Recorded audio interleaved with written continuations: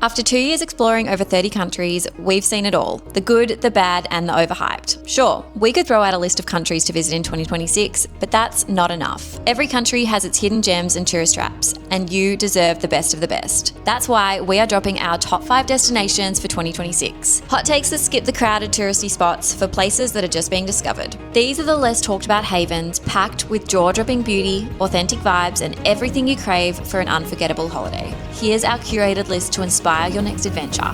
Hit subscribe and let's get into it. First off, we're heading to Thailand, one of our favourite countries. And for this trip, you're not going to go to those famous islands of Koh Phangan, Koh Tao, or even visiting the mainland to Phuket. This time, you're going to go near the Cambodian border to the Trat province. Here you'll find Koh Mak, Koh Chang and Koh Kud, 3 incredibly beautiful islands that are much more untouched than the ones I mentioned before. Our favourite among the 3 is Koh Kud, and this is a bit biased because Abby and I got engaged on this island and we actually did it at a beautiful resort called Suniva. We were hoisted into the treetops and we got dinner brought to us on a zip line. The view was incredible, the water is blue, crystal blue, and there is not much of a crowd here. The beaches are quite empty. When you go on the roads, there's not many people around. If you hire a scooter, there's no traffic really at all. It's pretty incredible that an island so beautiful has so little people. It's still got those little beach shacks on the beach, which is kind of what you would expect Thailand to be 30 years ago. Of course, you can still get some of the resorts in Suniva included, but it's not built up at all. Then you have the island of Koh Chang. This was home to this massive ghost cruise ship that we actually visited,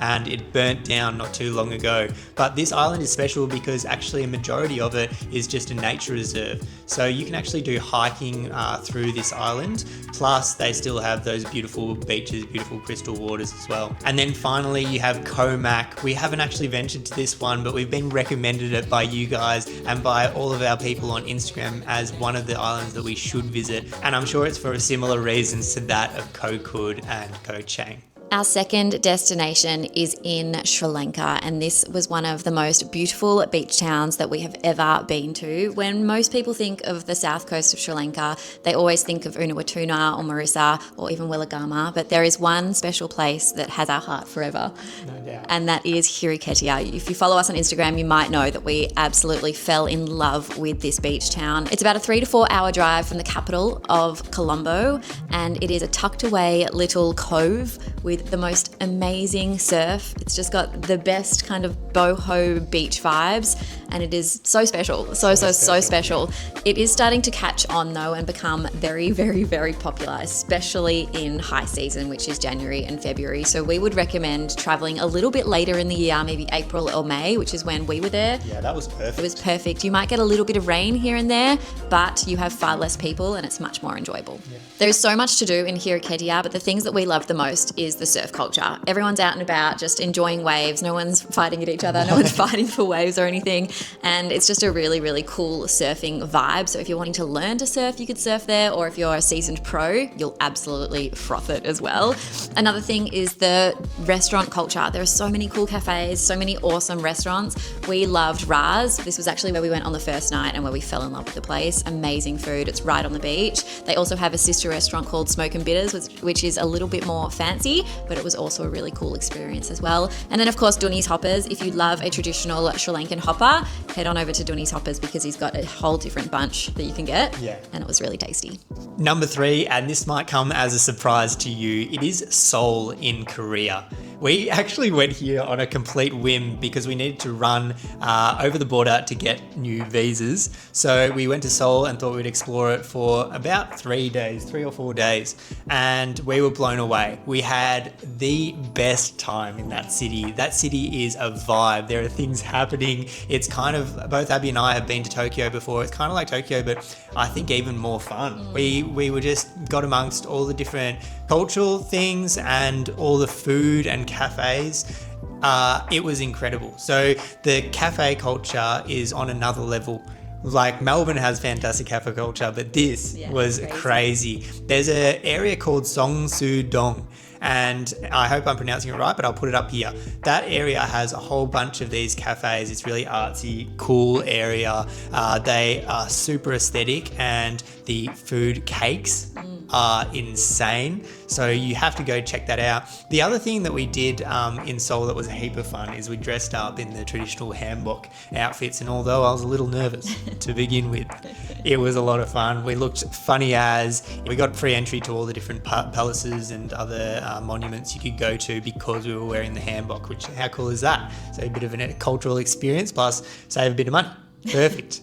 One of the things that we loved the most about Seoul was the food, and we did a food tour to go check out all the different traditional dishes, and this was a must when you're there. We tried some amazing foods that we'd never tried before. Tteokbokki, Abby's new favourite dish. She couldn't get enough, and it was just a heap of fun. We had live octopus as well. Well, it wasn't really live, but it was wriggling. It was pretty wild.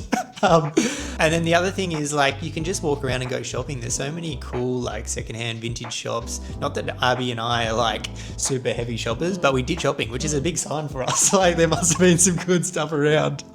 Another thing that we loved was just the people were so lovely. When we were going shopping in that vintage shop, it was a 24-hour shop, so no one was manning it, and you had to put your credit card in the door to get in. And ours, we were trying to get in and it wasn't working. So this random man came up to us and he's like, "Here, use my credit card," and literally let us in using his credit card, which meant that if we had have stolen stuff, he would have been charged so much. So there was just so much trust in that exchange, and it was just a really lovely experience. Made us so happy. Yeah, it made us really happy. That. Fourth on the list is Greece. Now, you've probably been to Greece before, or you've probably contemplated going to Greece. And when you think of Greece, you might think Santorini or Mykonos or Ios and those really popular islands. But we're going to share some really special islands that we went to this year that we absolutely loved that aren't so popular. I mean, they are still popular, but not as popular as. So the first one is Milos. My gosh, Milos was absolutely my favorite. Couple's dream. It was a couple's dream. It is a smaller island. It is just so beautiful. You've got Plaka, which is like the main little old town. Absolutely stunning. Utopia Cafe is one of the best sunsets we have ever seen. Ever. And then not to mention Sarakaniko Beach. I could have stayed there all month, I think. It was just the most beautiful moon beach, they call it, because the rock formations are just out of this world. It's like white. Anyway, we'll put videos up here. It's just the most incredible place ever. So Milos is really, really special, and we had amazing food there. Second to Milos is Naxos, and it has a bit of a different vibe to Milos. It's a bit more rough and rugged, which we loved. It's a bit more outdoorsy. You've got Mount Zas that you can climb, had the best coffee ever, had a good gym, had good beach clubs. It was just a bit of an all-rounder, Naxos. It was really, really and great. Not too expensive. And not too expensive as well, not too busy, which we loved. One set of islands as well that most people don't consider is the Sporades. That is where you'll find Skopelos, Skiathos, and other islands as well. Our favourite was Skiathos. One of the Mamma Mia islands. It's a lot of fun. You can explore all the filming locations. The water is crystal blue. It's so green, unlike the Cyclades. The food was amazing and the beaches were phenomenal. It was just a great vibe. We absolutely loved it. And then another one is Crete. Now, we haven't yet been to Crete. We are going in 2 weeks. So watch this space and make sure you subscribe so you get all the tips for Crete as well, because we have asked so many people on TikTok, on Instagram, our community here as well, what their favorite Greek island is. Out of all of them, there are 219. And literally, I think about 80% of people have said Crete. So that's why we're going. We're going to go check it out. We've heard amazing things. So probably one to add to your list too. And then finally, to wrap this up, we are going to Albania. Now, Albania hasn't been open to tourists for as long as a lot of these other countries have, so it is kind of just being discovered by itself. We got to go not too long ago and had the best time. In fact, the north of Albania was so beautiful. Epic Alps. We did an absolutely amazing hike, but if we had to pick one destination for you to go, we would choose down the south. And a lot of people will go to Semil, which is called the Maldives of Europe, or someone has professed it is the Maldives of Europe, or Saranda. But we would recommend to go to Himara. Himara is a less heard about beach town. It's way less busy. It's really, really cute cove, and it also has those incredible beaches, but you just have to walk a little bit outside of the main town.